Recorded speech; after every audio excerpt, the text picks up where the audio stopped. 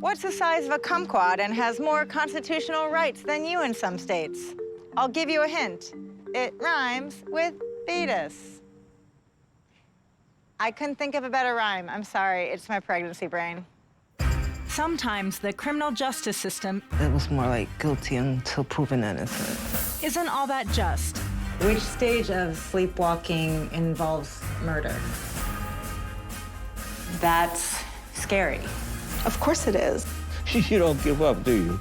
I'm Jena Friedman, and this is Indefensible. This story is about a woman who goes to the doctor for prenatal care and ends up in jail for 18 days.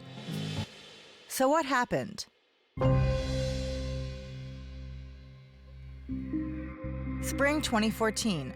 29-year-old Tammy Lacier suffers from a debilitating thyroid disorder. To help manage her symptoms, she starts using illegal drugs.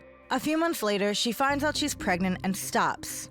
She goes to the Mayo Clinic in Eau Claire, Wisconsin, to ensure the care she needs for a healthy pregnancy. The doctor who admitted me told me that I can tell him anything. It'll all be patient-doctor confidentiality, and I'd be just fine. So I disclosed that I had used drugs, but I didn't any longer, because just knowing that you're a mother, it changes a lot. Yeah. Because now you're not just thinking about yourself, you're thinking about somebody else. That's what my husband has said. He's gonna be the mom, so. Aww. Yeah. Without Tammy's consent, the hospital administers a drug test. It comes back positive for trace amounts of the controlled substances that Tammy has already told her doctor she has used. They told me that because I had used drugs that I was a danger to my unborn child. And they had a physical restraining order put against me. Tammy is informed that she is in violation of a little-known state law, Act 292, otherwise known as the Wisconsin Unborn Child Protection Act. She is detained in the hospital against her will. On her fourth day there, Tammy is escorted into a conference room where her hearing has already begun with a judge over speakerphone. The first thing I asked was, do I have any representation here? And they said, you don't get any. And so I immediately told them, well, then I don't want to partake in this. After spending a week in the hospital, Tammy is finally allowed to leave. But a few days later, police arrive at her door and summon her to court. In early September, her hearing begins. Here I am on my side of the room all by myself. On the other side is this man. They're like, oh, that's the lawyer for your unborn fetus. And I'm like, where's mine? I'm sorry, I missed what you said. I thought you said that the fetus had a lawyer. He did. What? My fetus had a lawyer, and I was denied one. That is a very proactive fetus. A judge rules that Tammy is to be checked into a state-run drug treatment facility. If she refuses, she will be imprisoned. And you chose jail? I did. Why? Because they told me if I went to treatment, they would try to take my son away when he was born. So you didn't really have a choice? No. That's right. Because the Unborn Child Protection Act is part of Wisconsin's child welfare laws, the state can legally take custody of her fetus. After her hearing, Tammy asks a case social worker if she would avoid jail if she were to have an abortion, which was still legal in the state at up to 20 weeks pregnant. Tammy is told yes, but because she wants to keep her pregnancy, she and her 18-week-old fetus go to jail, where her prenatal care isn't exactly ideal. I was put in solitary confinement, where they're verbally abusive and physically abusive. After 14 days in jail, Tammy finally gets in touch with a public defender who strikes a deal for her release. Human Services agreed to let me out and not make me go to treatment if I consented to drug testing every week throughout my entire pregnancy. And did you do that? I was actually the one who said I would rather do 2 tests a week than 1, just so I can prove to you that all of this was bullshit. And even though every week, every drug test Tammy takes comes back negative, the state has even more in store for her. I got a letter in the mail stating that I was a child abuser. You don't even have a child at this point, and they call you a child abuser. Yes. Throughout the remainder of her pregnancy, Tammy is haunted by her experience with Act 292 and the Wisconsin legal system. I didn't do any medication because that's how much I were- didn't wait a minute. even want them to twist anything around to say, oh, she had something in her system. You gave birth without an epidural because you were so afraid Yeah. that they were gonna, take away your son. My water just broke out of my eyes. All because she wanted a healthy pregnancy, Tammy Lacier finds herself in a waking nightmare. And she's not the only one.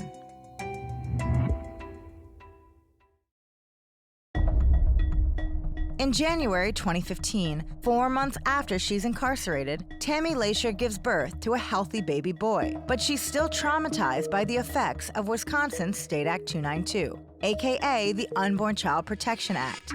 Tammy reaches out to the National Advocates for Pregnant Women for help in fighting back against the state. Lynn Paltrow of the NAPW. They essentially treated her like a criminal suspect, reported her to the authorities, and were focused on forcing her to get treatment for her drug problem that was never even diagnosed. So this was a fetal protective services. Yes.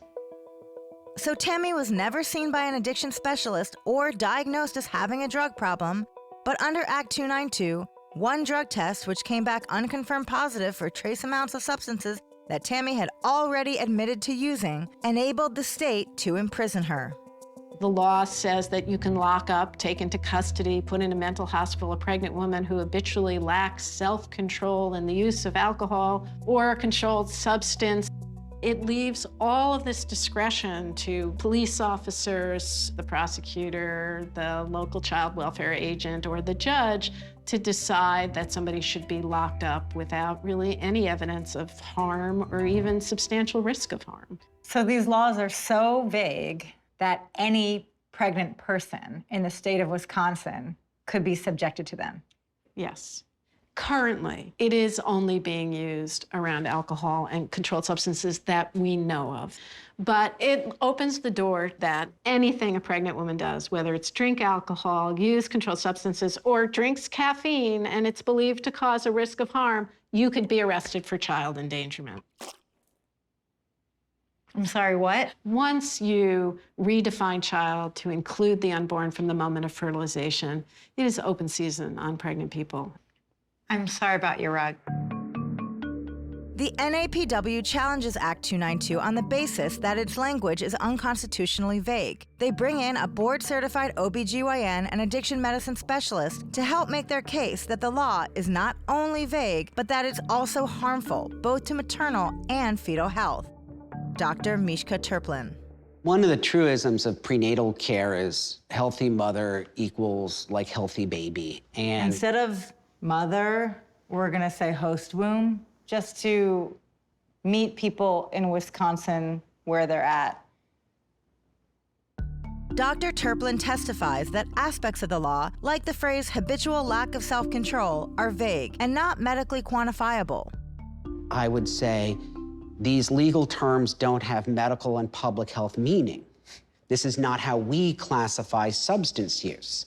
They didn't want to believe what I had to say. So you also had a traumatic experience with the state of Wisconsin. I guess you could say so. These laws are harmful, and they worsen maternal health, newborn health, and do not translate into any measurable benefit at the level of the population. So laws like the Wisconsin law that put Tammy in jail, they actually harm the thing they're supposed to protect, which is the fetus. Correct. When she went to jail, she was denied medication and also then subsequently denied prenatal care visits. None of that is in her best interest, much less the best interest of her pregnancy.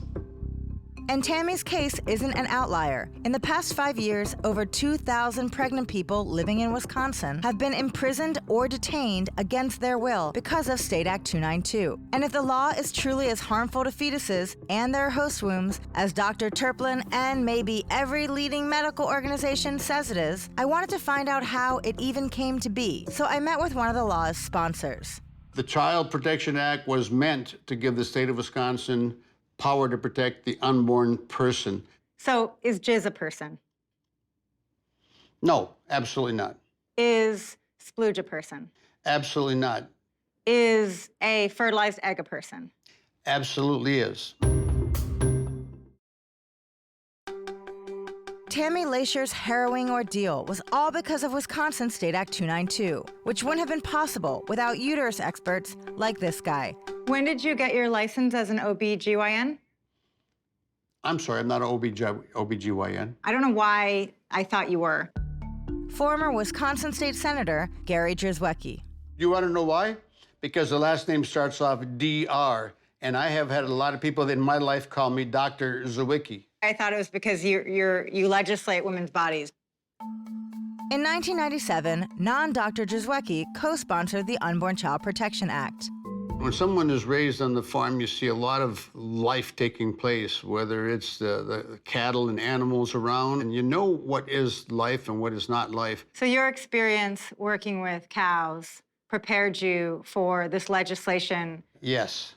And to your knowledge, is unborn child abuse a problem in Wisconsin? When we passed the bill, we had really minimal evidence of unborn child abuse to be a big problem in Wisconsin, yet we knew that sometimes women were on drugs and doing excessive drinking. So unborn child abuse, not necessarily a problem in Wisconsin when the law was written. How do you know when unborn child abuse has occurred? Let me think for a second. I think that if there is a pregnant person and she starts to, for whatever reason, abuse alcohol, abuse drugs, abuse her own body in any way, shape, or form that you can think of, then she could potentially be charged with criminal charges within the Unborn Child Protection Act. Eating unpasteurized cheese. If you're a pregnant person in Wisconsin, is that illegal? Eating unpasteurized cheese is not illegal, whether a person is pregnant or not pregnant. Neither is drinking whole milk, unpasteurized milk. Those things are up to the individual. If a pregnant woman sleepwalks into a wall and injures her unborn child, she could end up going to prison for it. There is not really going to be a chance to raise charges against her for that. But what if she was on Ambien? Now we'd have to talk to the district attorney and decide on whether or not that was appropriate. Could lawmakers who write laws that place undue stress on pregnant people also be held liable under the Unborn Child Protection Act? Of course not. Even that discussion is ludicrous. Haha, what a relief. So Gary and his colleagues in the Wisconsin State Legislature are safe. But what about the people this law actually targets? Is there a way for this law to protect vulnerable pregnant people and their pregnancies that they want to carry to full term? If you can tell me of cases that were prosecuted because of that, I'd like to know about them. Tammy Lacier? So she actually came and was seeking help, and then she was prosecuted because she was seeking help? Exactly. So Act 292 might not be perfect, and it may even result in fewer vulnerable pregnant people seeking health care in Wisconsin. But it's not Gary's fault. After all, he's just answering to a higher power. God just provided the opportunity to have the Unborn Child Protection Act take place, and we're just grateful for it. So the real orchestrator of this law is God. There's no doubt about that. And is God the author of the laws in the state of Wisconsin? God has placed his laws in front of people, and the laws of nature, as we see around us, help us to govern and determine right from wrong, even without knowing one single verse from the Bible. Well, that's comforting. Last I checked, church and state were separate in America, but I guess only in some states. So if you're assumed to have possibly, but not actually, endangered the not yet born in Wisconsin, Act 292 will make sure you are held criminally liable. Within reason, of course. If a man has sex, consensually or not consensually, with a woman who is a drug user, is that man protected under the Unborn Child Protection Act, or could that man be prosecuted? I don't see how he could be charged in that crime. Nonetheless, I think he's got some responsibility. High five to that.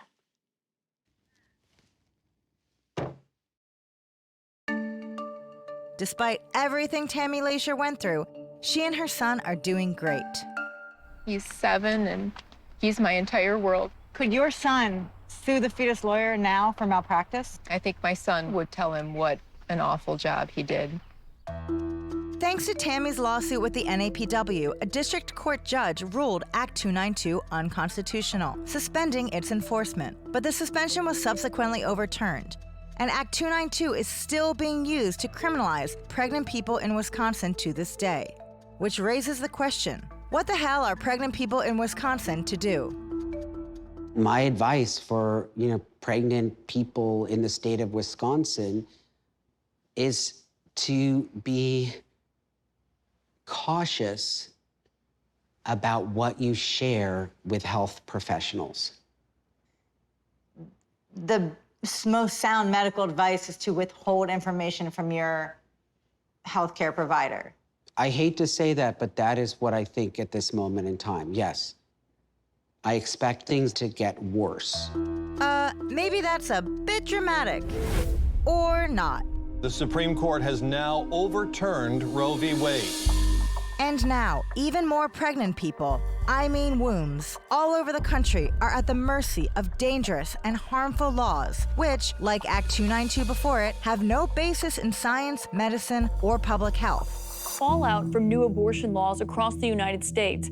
As more states are moving to ban abortion, some patients say that they're facing hurdles because of those laws as they try to get miscarriage treatment. If, God forbid, you have a miscarriage in your pregnancy, now in some states, that will be more than a personal tragedy. That will be a matter of public record and potentially public investigation. Every uterus is a potential crime scene. Not just impact abortion, but have far-reaching effects on a number of other issues. So what are these laws really about?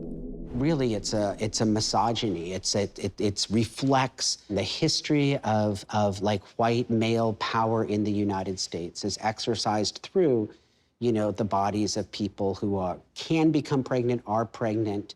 I was waiting for you to say the M word so that I don't have to. Okay. When I say misogyny, it just sounds like nails on a chalkboard. Yeah. When you say it, it sounds like a clinical diagnosis. Yeah. And this current Handmaid's Tale we're living in didn't happen overnight. So how did we get here? The result of calling abortion murder is sort of like grooming the public to accept the notion that once you become pregnant, you are properly thought of as a criminal or a potential criminal. That was a really great point. Can you say that again without mentioning abortion? Years and years of anti-abortion leaders, legislators who try to pass these laws. I'm sorry, let me try it again. If those who want to see unborn life protected as if it's separate actually carry through to the end of what that means, it means that everybody who's pregnant is a potential criminal. I thought you did a really good job at not saying the A word. We just don't want to alienate everybody. Yeah. Everybody. Women need to know their rights, and they need to know if this happens to them that they don't have to take that. Sorry, it's so buggy in Wisconsin. Why are you laughing? Because it's not Wisconsin. We're not in Wisconsin. No, thank goodness. Because you moved. Yes, far away. Luckily, Tammy was able to move out of state, but not everyone is. So, in a post-Roe America, I guess it's up to people who care about pregnant people and their health care, and to any Wisconsinites watching, to vote and to know who we're voting for. Please don't let it be guys like this, because at least we still have a choice in that. Do you live in a womb in Wisconsin? Have you not been proven to be injured in any way, shape, or form? Are you looking for a lawyer who's got your back, or amniotic sac? Then look no further than the fine currently forming folks at Marula, Blastula, and Gastula, the best personhood injury lawyers in the business. We'll be on your side while you're inside, representing what's best for you, according to elected leaders who don't have medical licenses and barely have a grasp of basic human biology. Don't be a baby. Call today.